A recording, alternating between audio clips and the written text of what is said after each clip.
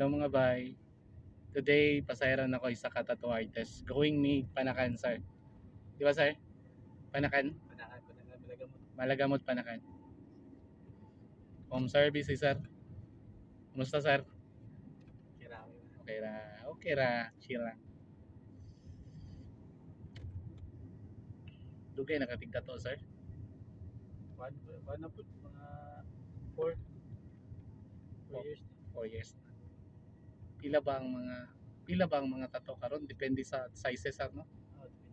Depende Depende sa sizes of design. sa design. Ang pinakagamay nga tattoo, sir, pila? Sa kuha, minimal na color, 1.5. 1.5. Then padako na nasa ang isa ka set gyud, like isa ka full face sa full face pa na, isa ka tail, legs ana. One. Ang kuha na depende lang yapon sa Design. design. Mm. Or kuha, black and gray or colored. Kung nasasabay mas mahal, sir, ang black and gray or colored na tattoo? Depende yapon sa design. Depende sa design ng Ako'y mahal na kuha, black and gray. Depende mo kung ako pag lisod ano ba. Ay, at least na tayo idea mga bay kung if ever kung may magpatato, di ba? Uy, tama day, sir. Say pangalan niyo, sir? Roy. Nakita. Okay. Kuman location mo, sir? Dala lang ko sa Sa Unsi mga bay, if you want to magpatato. Number, sir? Kuha lang sa FB na lang ako. FB Roy Ismail Roy Marquita. Paki-search lang ninyo bay. Tato ba? Nakabutang magtato dito, sir? Ismail Roy Marquita Tato. Oh, dito lang ninyo i-search mga bay if interested mo magpatato. Any kind of tato. May skin sa private part, sir. Okay, sir, no? Dawat yun. Dawat. At least klaro. Kasi nagbawal kay sir kay medyo ikan niyang asawa or yung iyab niya, di ba?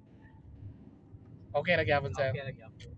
Pinakadako nimong project, sir, nga tato, pilay na iabot, sir? Pilay range?